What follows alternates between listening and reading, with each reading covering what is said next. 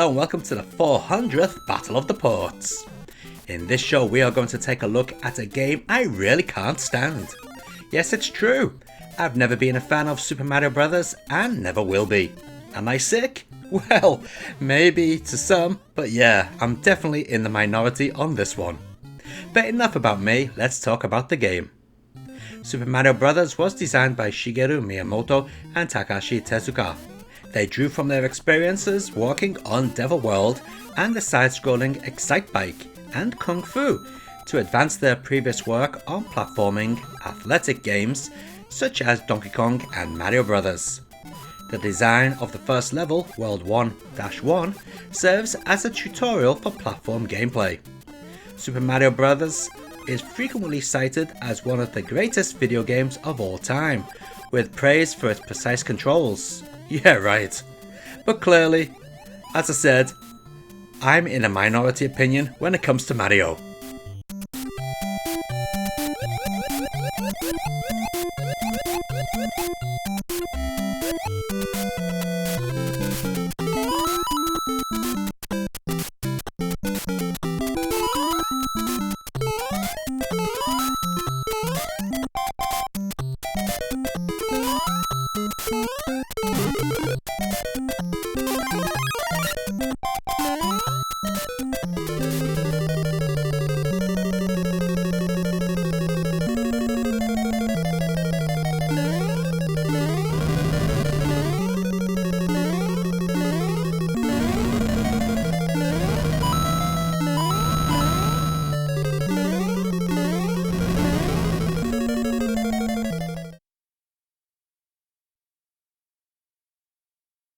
Nintendo also released Super Mario Bros. For the Famicom Disk System. For the most part, the game is identical to the cartridge version, apart from the Minus World being completely different.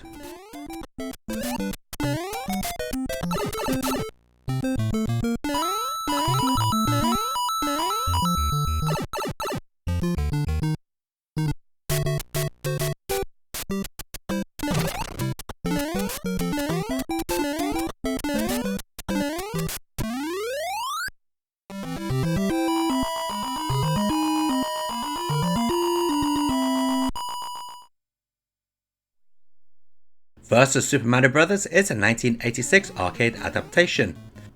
Released on the Nintendo Versus System and the Nintendo Versus Unisystem, and its variant Nintendo Versus Dual System. Existing levels were made much more difficult, with narrower platforms, more dangerous enemies, fewer hidden power-ups, and 200 coins needed for an extra life instead of 100. Several of the new levels went on to be featured in the Japanese sequel, Super Mario Bros. 2. The arcade game was not officially released in Japan. Illegal coin-op versions made from a Famicom console placed inside an arcade cabinet became available in Japanese arcades by January 1986. Nintendo threatened legal action or prosecution, such as fines or threatening a maximum sentence of up to 3 years in prison, against Japanese arcade operators with coin-op versions of the game. Japanese arcade operators were still able to access illegal coin-op versions through 1987.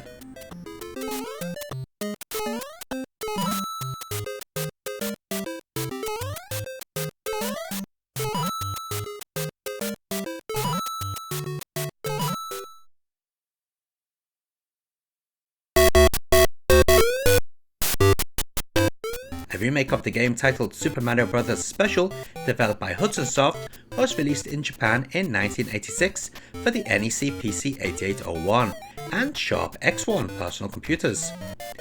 Though featuring similar controls and graphics, the game lacks screen scrolling due to hardware limitations, has different level designs and new items and new enemies based on Mario Bros. And Donkey Kong. The game also plays really poorly. When you let go of a direction, Mario will take another step or two. This makes precision jumping really difficult. Also, the way the screen repeats a little every time it switches is also a little off-putting. All in all, this isn't a fun game, even by PC 8801 standards.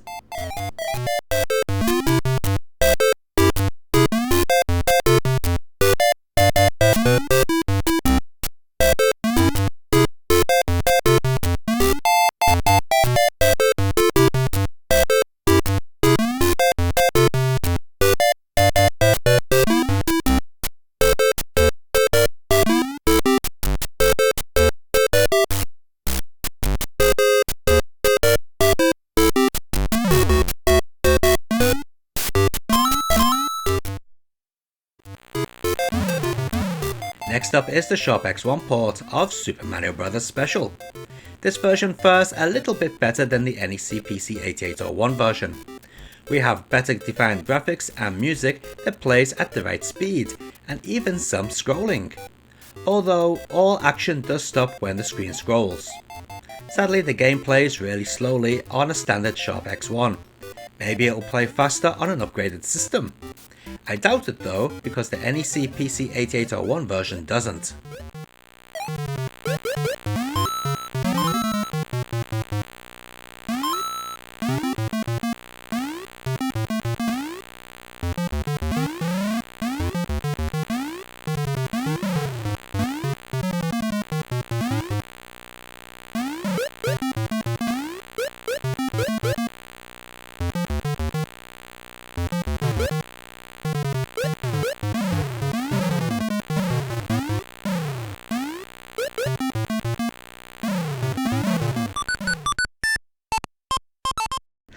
You knew this version had to be included.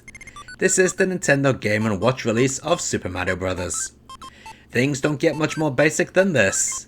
Guide Mario through the levels in order to rescue Princess Peach at the end of each stage. I do like that there are some beep renditions of Mario jingles, but that's all I like.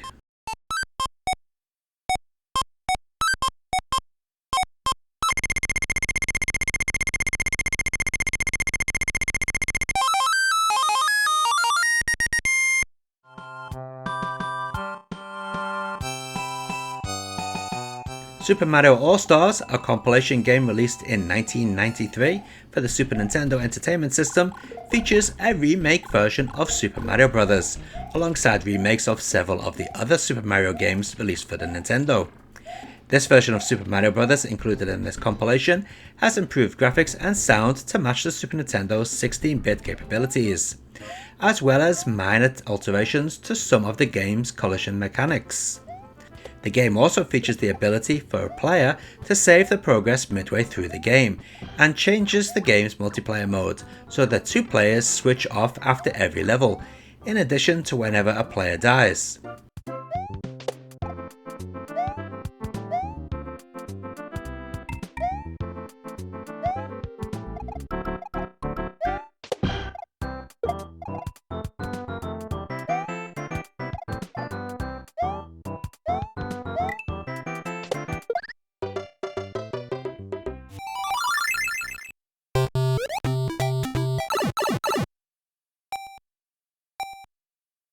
Super Mario Bros. Deluxe, sometimes referred to as Super Mario Bros. DX, was released on the Game Boy Color on May 10, 1999 in North America and Europe, and in 2000 in Japan. Based upon the original Super Mario Bros., it features an overworld level map, simultaneous multiplayer, a challenge mode in which the player finds hidden objects and achieves a certain score in addition to the normal completing the levels, and 8 additional worlds based upon the main worlds of the Japanese 1986 Super Mario Bros. 2. It is compatible with the Super Game Boy printer. Compared to Super Mario Bros., the game features a few minor visual upgrades, such as water and lava now being animated rather than static, and a smaller screen due to the lower resolution of the Game Boy Color.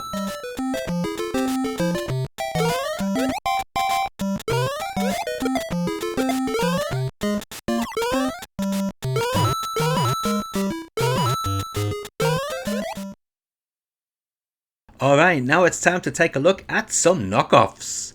It isn't possible to show you all of them, but I will show you some of the more interesting ones, starting with this Atari 2600 game known as Princess Rescue. Make no mistake, it's bloody awful to play, yet I admire the sheer cheek of it. Not only is it obviously Mario, but it also rips off the music. Fantastic stuff.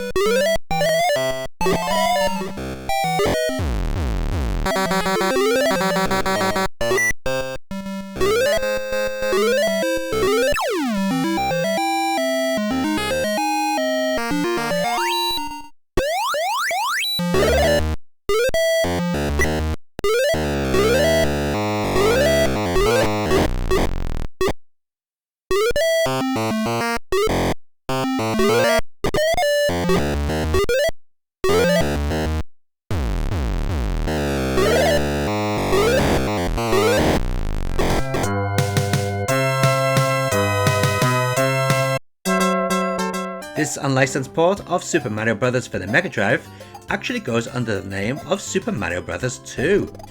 The Mega Drive game known as Super Mario Bros. Is a really crappy hack of another Chinese game known as Squirrel King. This port plays nothing like the original. The physics are completely wrong and Mario is stuck in running mode. However, you do have to give the developers some credit for adding in all the main secrets, warp pipes, and for following the level design of the original quite well. Graphically, it looks like most of the assets are ripped from the Super Famicom Super Mario All-Stars game. However, the music is original Mega Drive arrangements.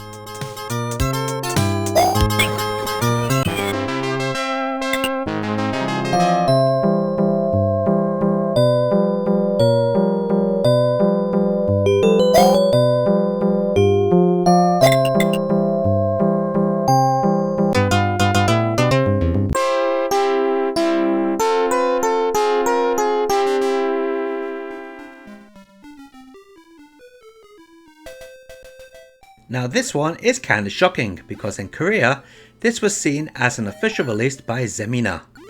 But don't get your hopes up thinking Superboy 1 is any good. Oh no, it's awful, but it was the best MSX owners could hope for. The game looks like it follows the original faithfully, but is missing so much. No warp pipes, powered up mushrooms appear at random, truly awful collision detection, and of course, the good old choppy MSX scrolling. Although we can't blame the game for that, that's just a hardware limitation of the original MSX.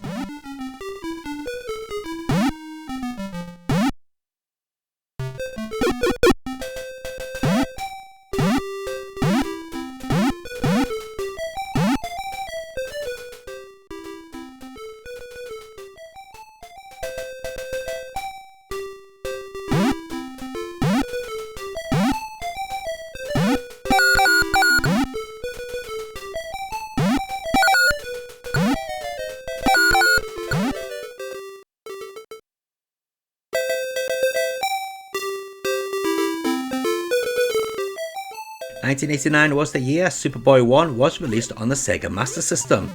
Made by Zemina and published by Zemina, again as an official release, this is nothing more than the MSX game running on the Master System. It's 100% identical, including the crappy scrolling.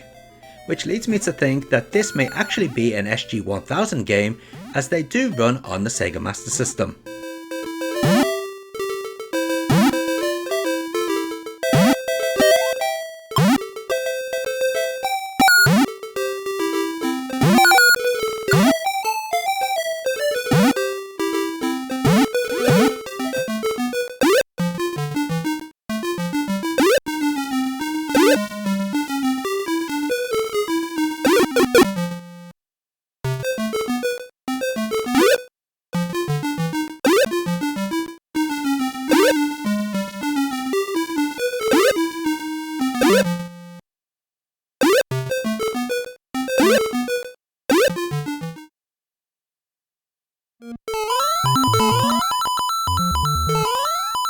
This Commodore 64 port has really surprised me.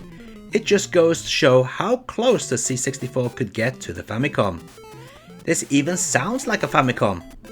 The whole game seems to be here and it plays great. Well, great if you remap the controls. You see, up is jump, and yeah, if there ever was a game to prove that up as jump sucks, this is it. Thankfully, emulators allow you to map up to a button for more authentic feeling. The only real negative point about this port is the slowdown. Yes, it gets pretty bad at times, but still, this is Super Mario Bros. Running on the Commodore 64.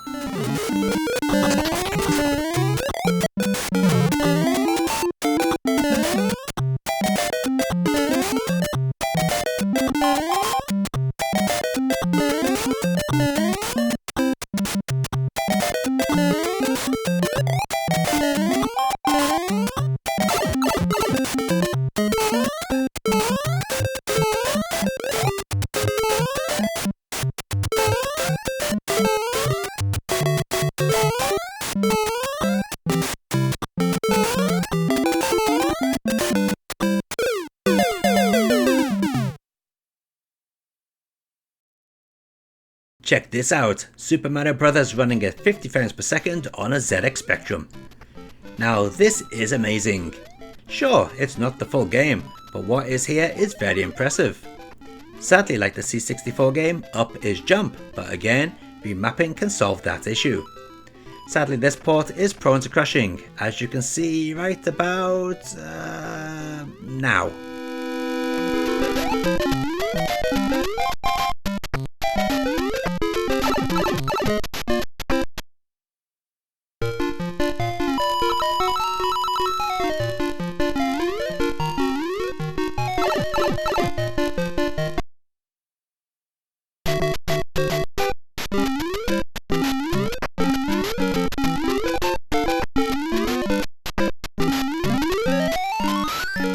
And let's take a look at all those versions of Super Mario Bros. And the knockoffs running side by side.